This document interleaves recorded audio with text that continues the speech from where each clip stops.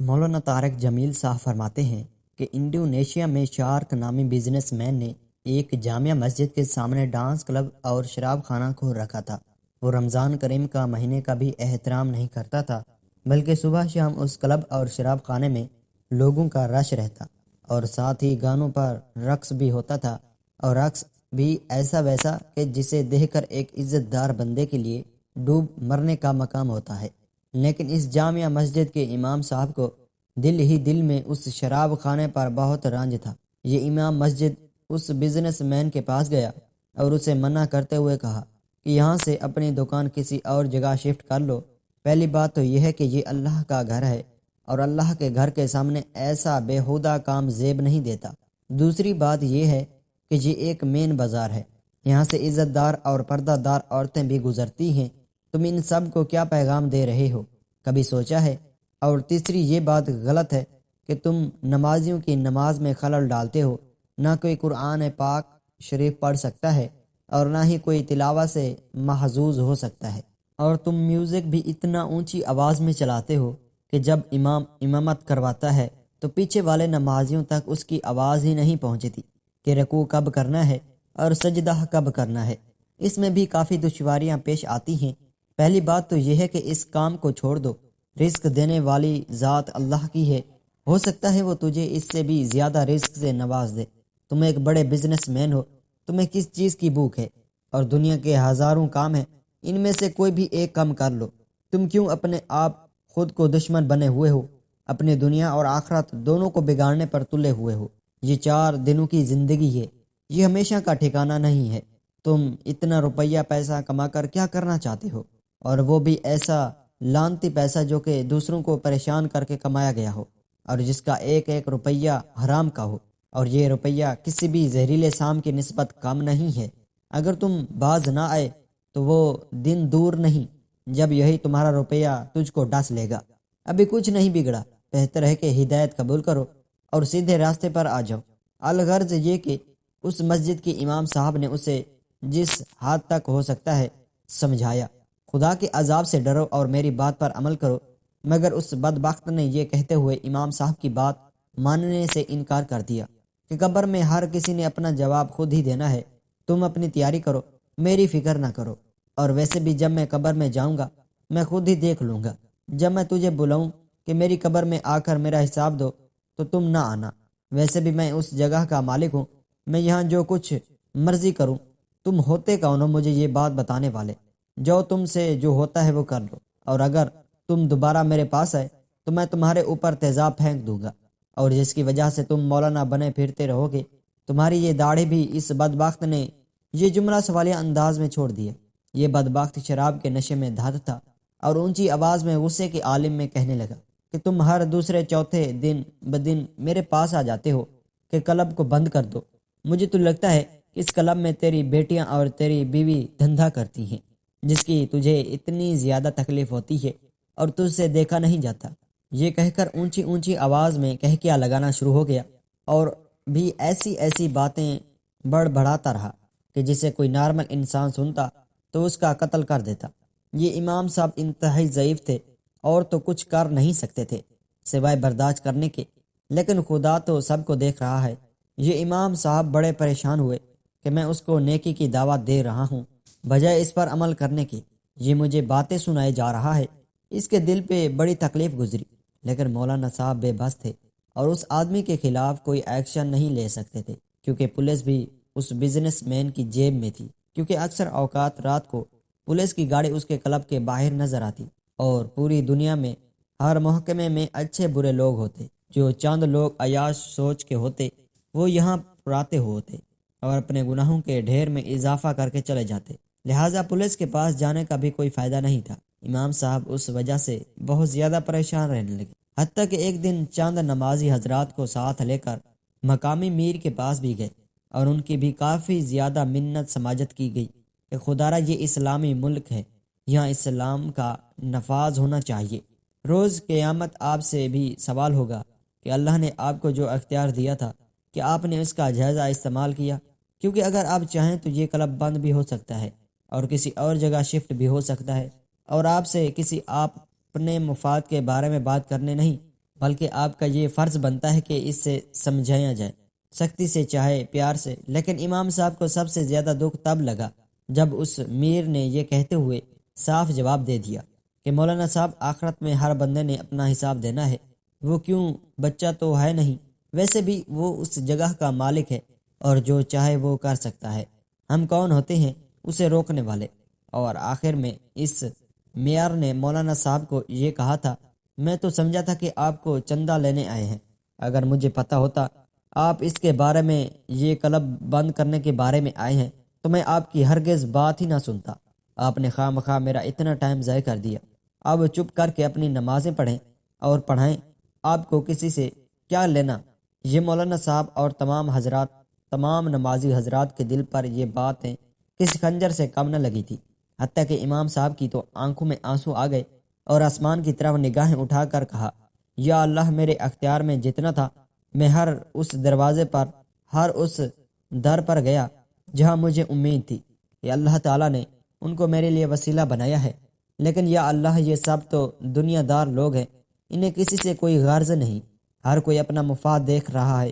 یا اللہ، مجھے تجھ سے کوئی شکوہ شکایت نہیں، کیونکہ میں جانتا ہوں یہ دنیا دار لوگوں نے تو نبیوں اور انبیاء کو نہیں بخشا، ان کو بھی ہر حال میں پریشان کرتے رہے، الٹی سیدھی باتیں کرتے رہے، اور میں تو ایک ادنی سا بندہ ہوں، مجھے تو کوئی اگر جوتے بھی مارے تو میں پھر بھی حق کی بات کروں گا، اس وحدہ لا شریک کے علاوہ کسی کے نہ آگے جھکوں گا اور نہ ہی بھیک مانگوں گا۔ مولانا صاحب دل میں سوچنے لگے کہ اگر یہ میئر ادھر جا کر 2 لفظ بول دیتا تو اس کو کیا کیا جاتا۔ اس نے کم از کم ہمارا امان بھی نہیں رکھا کہ ہم چل کر اس کے دروازے پر گئے، اور وہ بھی کسی اپنے ذاتی مفاد کے لیے نہیں گئے، کوئی چندہ، کوئی مدد مانگنے کے لیے نہیں گئے۔ خیر، یہ مولوی حضرات آنکھوں میں آنسو اور دل میں مایوسی لیے واپس اپنے گھر میں چلے گئے۔ یہ امام مسجد ہر وقت سوچتا رہتا کہ کس طرح اس کلب میں، اس سراب میں کام ختم کر دیا جائے۔ اس مسجد میں اس امام کا بس نہ چلتا کہ یہ وہاں پر بم رکھ کر اسے اڑا دیتا۔ بہت زیادہ سوچنے کے بعد یہ مولانا صاحب اس نتیجے پر پہنچا کہ اب ہر نماز کے بعد اس شوہر کا ایک ایک گلی میں، ایک ایک گھر میں جا کر لوگوں نے تبلیغ کروں گا۔ جب اس امام صاحب نے یہ مشورہ باقی نمازیوں کے ساتھ کیا، چند اور لوگ بھی اس کے ساتھ شامل ہو گئے۔ اب ان کا معمول بن گیا تھا کہ فجر کی نماز ادا کرتے اور شہر کی گلیاں بانٹ لیتے اور اللہ کا پیغام ہر گلی میں، ہر گھر میں، ہر مرد کے کان میں پہنچانا شروع کر دیا کہ اللہ تعالیٰ کی طرف لپکو، تم لوگ بے شک 24 گھنٹے کام کرو، جو کرنا ہے کرو، لیکن صرف 2 گھنٹے مسجد میں آ کے نماز پڑھو۔ مولوی نے کسی سے یہ نہیں کہا کہ اس شراب خانے کو ہم بند کرنا ہے، یا اس شراب خانے والے کو یہاں سے بھاگانا ہے، یا اس کلب میں ہونے والے ناچ گانے کو ہم نے بند کرنا ہے۔ مختصر یہ کہ یہ مولانا صاحب 3 سال تک ہر روز ان کو یہی روٹین ہوتی کہ ہر گلی میں یہ پیغام پہنچے اور لوگ اللہ کی طرف رجوع کریں۔ آخر کار اس امام مسجد کی محنت رنگ لے آئی، اور پہلے جتنا رش عید کی نماز میں ہوتا تھا، اتنا رش ہر نماز میں رہنے لگا۔ ہر آئے روز نمازیوں کی تعداد بڑھتی گئی، لوگوں میں شعور پیدا ہوتا گیا، اور لوگ اللہ تعالیٰ کے راستے پر چلنا شروع ہو گئے۔ حتیٰ کہ وہ دن بھی آ گیا کہ کلب میں کوئی مرد نہ تھا، حتیٰ کہ ایک دن یہ شارک نامی بزنس مین سر پکڑ کر بازار میں بیٹھا تھا۔ اس کے کلب اور شراب خانے کی ساری رونقیں ختم ہو گئی، حتیٰ کہ لوگوں نے اس سے سلام لینا تک چھوڑ دیا۔ جہاں پہلے ساری رات فحاشی، زنا کاری اور شراب کی بوتلیں چلتی، وہاں بالکل سناٹا ہو گیا۔ کوئی ناچ گانا نہیں ہوتا تھا، کوئی میوزک نہیں چلتا تھا۔ لیکن یہ بدبخت جانتا تھا کہ یہ اس مولوی کی 3 سال کی محنت ہے، اور میرے کلب کی تباہی کا ذمہ دار یہ امام مسجد ہے۔ اس کو بہت زیادہ غصہ تھا، اور ایک دن اس نے فیصلہ کیا کہ اپنے تباہ ہوئے کاروبار کا بدلہ اس امام صاحب سے ضرور لے گا۔ اب یہ اس امام صاحب کی تاڑ میں رہنے لگا کہ یہ کب آتا ہے اور کب جاتا ہے، کیونکہ مین راستہ یہی تھا۔ اسی جگہ سے امام صاحب گزرتے۔ ایک دن شیطان اس پر حاوی ہو گیا اور اس کو بدلہ لینے کے لیے ورگرانے لگا۔ ایک رات جب امام صاحب عشاء کی نماز ادا کرنے کے بعد واپس اپنے گھر جا رہے تھے، جب یہ ان کے کلب کے پاس سے گزرے تو اس بدبخت نے اوپر سے ان پر تیزاب پھینک دیا۔ خدا اپنے بندوں کی خود حفاظت کرنے والا ہے۔ جب امام صاحب کو شک پڑا کہ اوپر سے کچھ چیز گرنے والی ہے، تو انہوں نے اپنے قدموں کو تیز کیا، چھت پر کھڑے اس بدبخت نے چھت پر دوڑ لگانے کی کوشش کی کہ کسی طرح ان پر تیزاب پھینکے۔ خدا کی کرنی ایسی ہوئی، یہ امام صاحب پر تیزاب پھینکے میں اس قدر اندھا ہوا کہ چھت سے ہی نیچے گر گیا، اور گرا بھی اس جگہ جہاں پر تیزاب پھینکا تھا۔ پھر کیا تھا، سر پھٹ گیا، جسم تیزاب سے چھلنی ہو گیا، اور یہ بدبخت اپنے انجام کو جا پہنچا۔ پھر اس کا جنازہ بھی اسی امام نے پڑھایا، اور اس جنازے پر تمام مرد حضرات میں سب سے زیادہ یہ مولانا صاحب روئے۔ جب ایک نمازی حضرات نے ان سے پوچھا کہ آپ اس قدر اس کے جنازے پر کیوں روتے ہیں؟ یہ بدبخت تھا، اس نے اپنی ساری زندگی میں آپ کو بھی تنگ کیا اور تمام لوگوں کو بھٹکانے کے سوا کچھ نہیں کیا۔ تو یہ مولانا صاحب بالکل خاموش ہو گئے۔ بعد میں اس بدبخت کے نافرمان بیٹوں نے باپ کے مرتے ہی جائیدادیں بانٹنے شروع کر دی، حتیٰ کہ یہ کلب، گھر، گاڑیاں، سب کچھ بک گیا۔ ایک دن جب یہ امام صاحب اپنے پچھلے 3 سالہ سفر پر نظر دوڑاتے ہیں تو خود ہی حیران ہونے چلے جاتے ہیں، اور ان کی آنکھوں سے آنسوں کی موتی ٹپکنے لگتے ہیں۔ ان کے دل میں خیال آتا ہے کہ وہ خدا بڑا غفور الرحیم ہے کہ اگر اس دن وہ کلب والا مجھے اتنی باتیں نہ سناتا، یا اگر وہ کلب میری بات مان کر یہاں سے اپنے کلب کو کسی اور جگہ، کسی اور شہر میں شفٹ کر لیتا، تو اس کا کلب تو چلتے رہنا تھا، لیکن اللہ تعالیٰ نے اس کی جڑ کو ختم کرنا تھا۔ یعنی کہ وہ لوگ جو اس کلب میں آتے تھے، اللہ تعالیٰ نے ان کو ہدایت پر لانا تھا، جس کا وسیلہ یہ مولانا صاحب بنے ہوئے تھے۔ 3 سال ان تک محنت کی اور لوگوں میں حقیقی شعور پیدا کر دیا، جس کے بعد لوگوں نے کلب کی طرف جانا ہی چھوڑ دیا تھا۔ جانا تو دور کی بات، کلب کی بات تک نہیں کرتے تھے۔ مطلب یہ کہ اگر اب لاکھ کلب بھی ہوں تو یہ لوگ جن کو اللہ تعالیٰ نے ہدایت دی، جس کا وسیلہ یہ مولانا صاحب بنے ہیں، یہ لوگ اس میں نہیں جائیں گے۔